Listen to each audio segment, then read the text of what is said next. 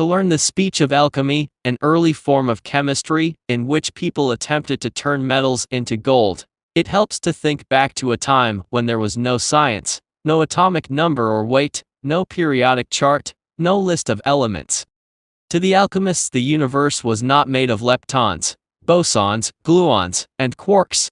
Instead, it was made of substances, and one substance, say, walnut oil, could be just as pure as another, say, silver, even though modern chemistry would say one is heterogeneous and the other homogeneous. Without knowledge of atomic structures, how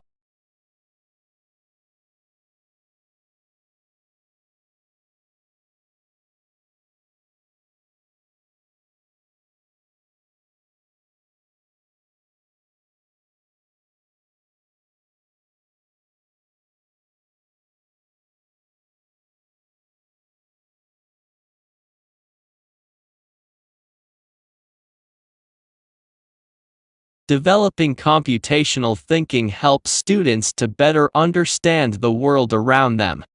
Many of us happily drive a car without understanding what goes on under the bonnet. So is it necessary for children to learn how to program computers? After all, some experts say coding is one of the human skills that will become obsolete as artificial intelligence grows. Nevertheless, governments believe coding is an essential skill. Since 2014, the principles of computer programming have featured on England's curriculum for children from the age of 5 or 6, when they start primary school. While not all children will become programmers, Mark Martin, a computing teacher at Sydenham High School, London, argues that they should learn to understand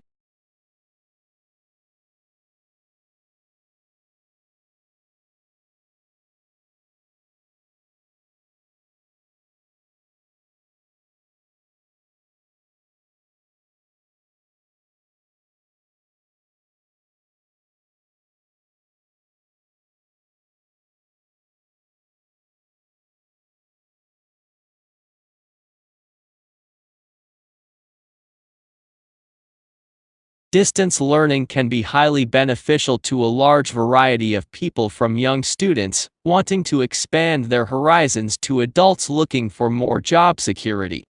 With programs that allow learners of all ages to take courses for fun, personal advancement, and degrees, distance learning can meet the needs of a diverse population. Perhaps one of the most notable and often talked about advantages of distance learning is the flexibility. The majority of programs allow students to learn when and where it's convenient for them. For those who are struggling to balance their distance learning goals with working a full-time job and taking care of a family, this kind of flexibility can allow many people to pursue education who would not otherwise be able to do so. Since there are no on-campus courses to attend, students can learn from their own homes, at work, on their lunch breaks, and from virtually anywhere with internet access. For some,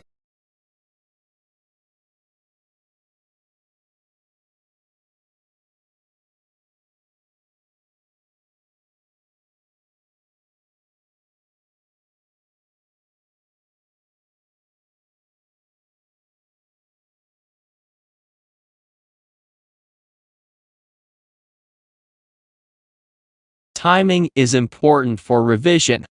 Have you noticed that during the school day, you get times when you just don't care any longer? I don't mean the lessons you don't like, but the ones you usually find okay, but on some occasions, you just can't be bothered with it. You may have other things on your mind, be tired, restless, or looking forward to what comes next. Whatever the reason, that particular lesson doesn't get 100% effort from you. The same is true of revision. Your mental and physical attitude are important. If you try to revise when you are tired or totally occupied with something else, your revision will be inefficient and just about worthless. If you approach it feeling fresh, alert, and happy, it will be so much easier and you will learn more, faster. However, if you make no plans and just slip in a little bit of revision when you feel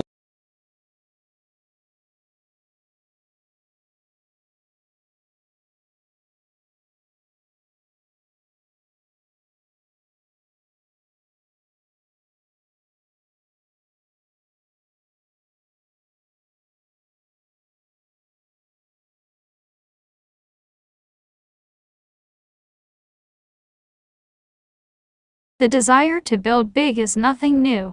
Big buildings have been used to show off power and wealth, to honor leaders or religious beliefs, to stretch the limits of what's possible. And even a simple competition among owners, families, architects, and builders. Some of the most dramatic buildings of the past include the pyramids in Egypt, the skinny towers stretching towards the sky in Italian hill towns, and the Gothic cathedrals of France. While these types of buildings may look very different from each other, they all have one thing in common. They were built with masonry or stone walls supporting most of the weight, so-called load-bearing walls, including that of the floors, the people, and everything the rooms contained. Because of this, the height of these buildings was limited by how massive and heavy they had to be at the base.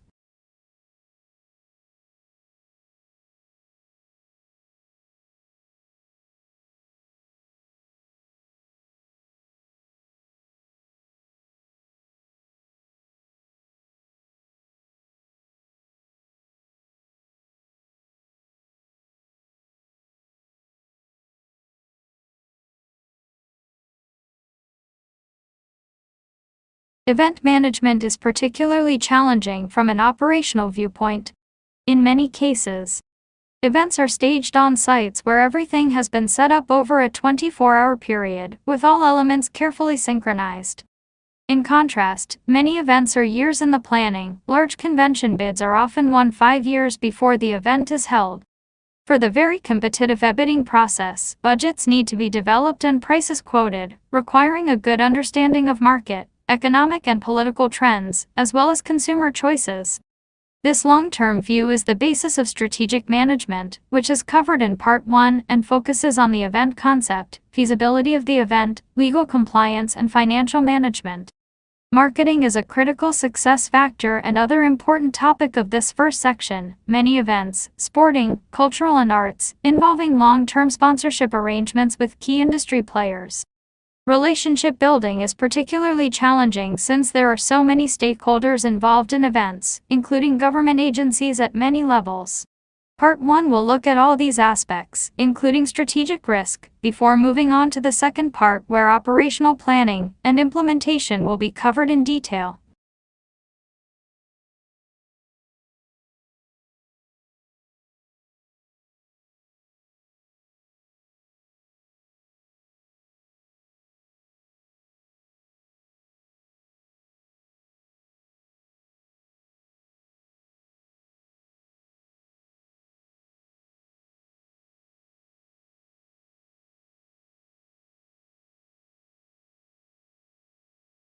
To understand how a coffee nap might work, we need to look at how the body processes caffeine.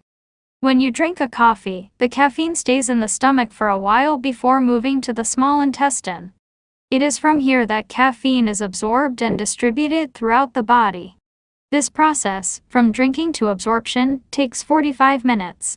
Although caffeine is broken down in the liver, half of it remains in the blood for 4 to 5 hours after drinking a moderate amount, equivalent to 2 large cups of brewed coffee. It takes more time to eliminate greater amounts of caffeine from the body.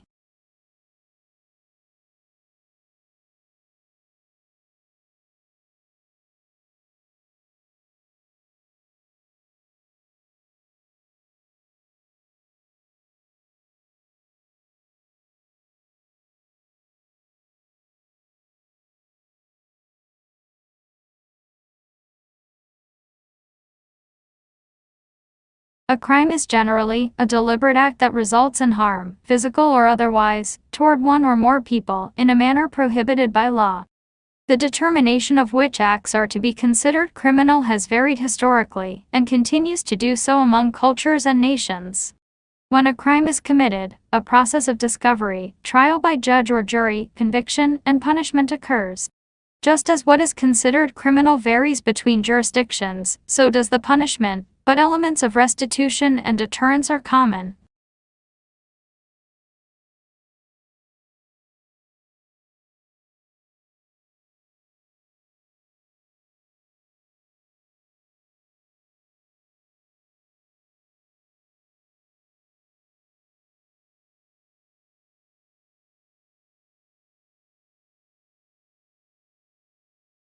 While past research has found higher intelligence scores among breastfed babies, what is so significant about this study is the researchers were able to collect more complete information on breastfeeding duration and also followed for a longer period. And, by using a population-based birth cohort, the breastfeeding practices had no association with income level. Most of the evidence of higher intelligence test scores among breastfed babies comes from high-income countries, where middle-class and higher-class mothers are more likely to breastfeed their babies than lower-income mothers. Certainly in the United States, breastfeeding rates reflect this trend.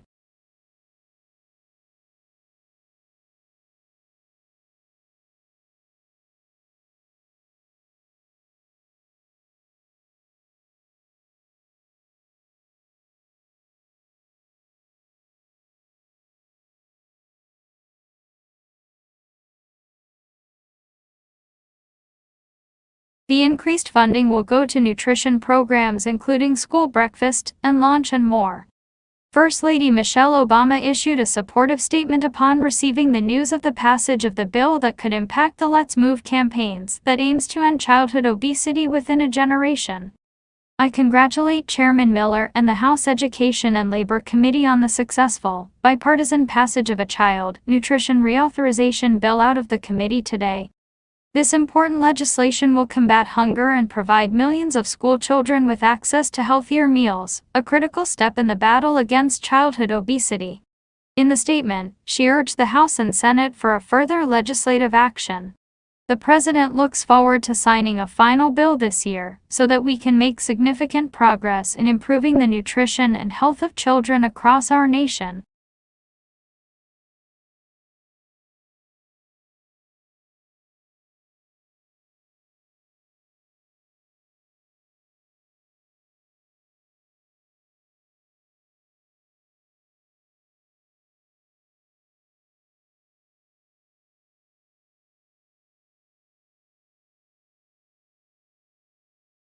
Chemicals used to control weeds in crops such as corn and soybeans may sometimes run off farmland and enter surface water bodies such as lakes and streams.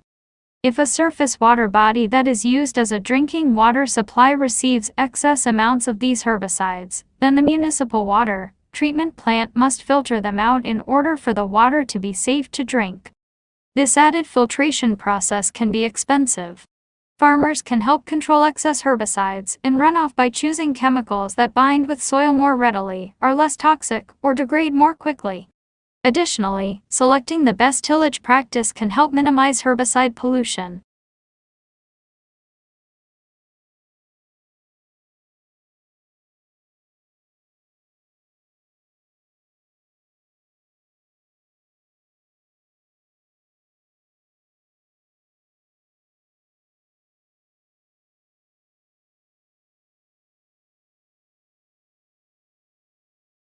To understand how a coffee nap might work, we need to look at how the body processes caffeine. When you drink a coffee, the caffeine stays in the stomach for a while before moving to the small intestine. It is from here that caffeine is absorbed and distributed throughout the body. This process, from drinking to absorption, takes 45 minutes. Although caffeine is broken down in the liver, half of it remains in the blood for 4 to 5 hours after drinking a moderate amount, equivalent to 2 large cups of brewed coffee. It takes more time to eliminate greater amounts of caffeine from the body.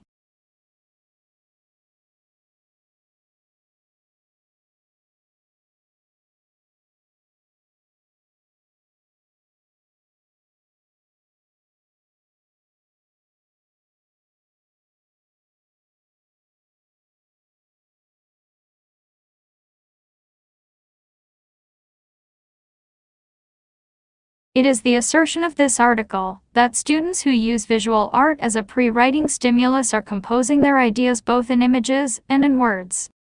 The result of the art creation process allows students the distance to elaborate, add details, and create more coherent text. The process of writing is more than putting words on a piece of paper. Effective authors are able to create imagery and to communicate ideas using well-chosen words, phrases, and text structures. Emergent writers struggle with the mechanics of the writing process, i.e., fine motor control for printing legibly, recall of spelling patterns, and the use of syntax and grammar rules. As a result, texts written by young writers tend to be simplistic and formulaic. The artwork facilitates the writing process, resulting in a text that is richer in sensory detail and more intricate than the more traditional writing first crayon drawing second approach.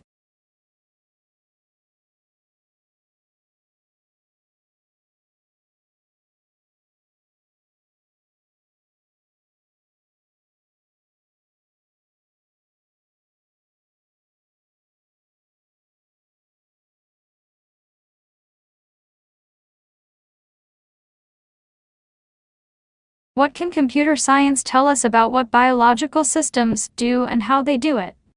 Can these chemical information processing functions be replicated in digital computing systems? What are the implications of developments in computer science and understanding the nature of causality? Aaron Sloman, author of Computer Revolution and Philosophy, delves into the world of connections between ideas developed in computer science, biology, and philosophy, providing new insights into some fundamental questions about the nature of consciousness and free will.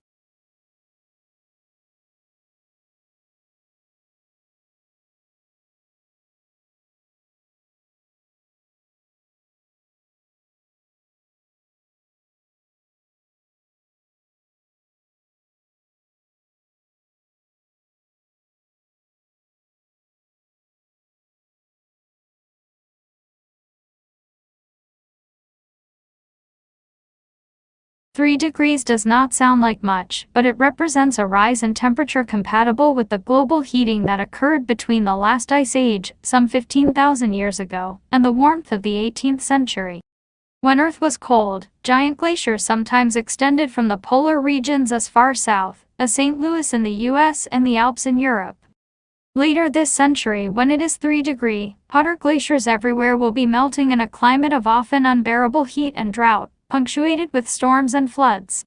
The consequences for humanity could be truly horrific. If we fail to act swiftly, the full impact of global heating could cull us along with vast populations of the plant and animals with whom we share Earth.